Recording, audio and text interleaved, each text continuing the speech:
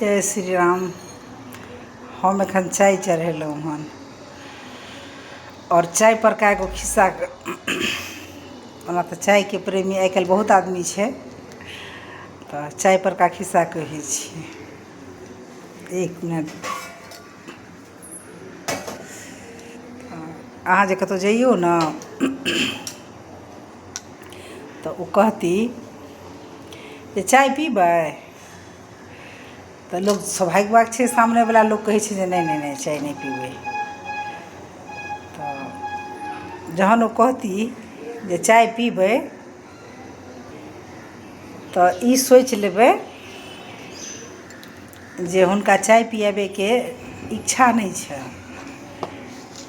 एहि दुआरे जे ओ जे चाय पिएती तऽ जकरा चाय पियाबैके इच्छा रहै छै जिनका, ओ अहाँके डायरेक्ट चाय बना के लऽ कऽ अएती, अहाँ पी लिअ। हाँ, जिनका चाय दैके नहीं इच्छा रहै छै, ओना भऽ सकैए ई हमर सोच यए, तो पुछती जे चाय पीबै, जहन कि पुछती जे चाय पीबै तऽ अहाँ मतलब अहाँसँ मना कऽ देबै जे नहीं पियब, आ नहीं तऽ डायरेक्ट कहबै कि अहाँके चाय दैके इच्छा नहीं यए।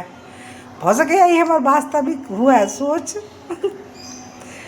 किया तऽ हम अक्सर तरह कतहु जइयौ ने, ओ डायरेक्ट अहाँके चाय दऽ, मतलब ई होइ छै ने भाइ केओ एलै तऽ चाय पानि लऽ कऽ जाउ दियौ। आइ काल्हि तऽ सब चाय पीबै छै, लेकिन नहीं, ओ पुछती अहाँके पक्का चाय पीबै।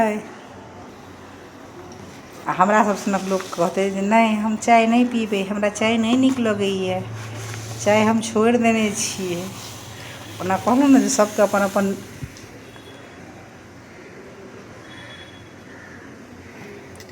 और हमरा चाय एकदम खूब ज़्यादा दूध, चीनियो भरि इच्छा रहैके चाही। किया तऽ हम चाय पीबै छी, हम अपन पर्सनली बात कहै छी, जे ओही दुआरे चीनी आ दूध दुआरे। कहबै जे अहाँके एखन तक बचपना इएह है, तऽ हाँ, हमरा एखन तक बचपना नहीं गेल हन। और ओहो कनी इलायची सब डालि कऽ चाय रहै। चाय पीनाइ बहुत पसंद यऽ।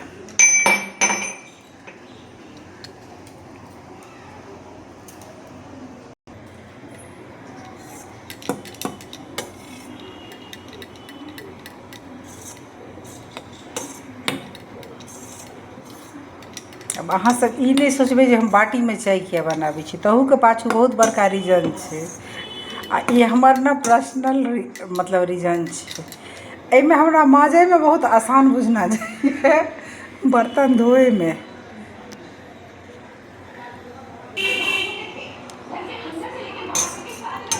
आब हमर चाय कंप्लीट भऽ गेल, मतलब हम जाहि तरीकाके चाय पीबै छी ताहि तरीकाके चाय।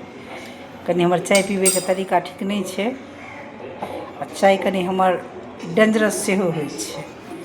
तऽ आब हम चाय छानि लै छी।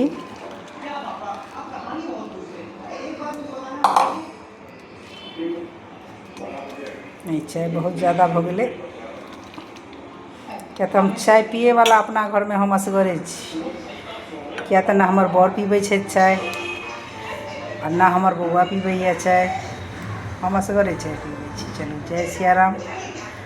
ओना आजुका चाय नहीं नीक बनल, वीडियो बनेलहुँ तेँ नहीं नीक बनल।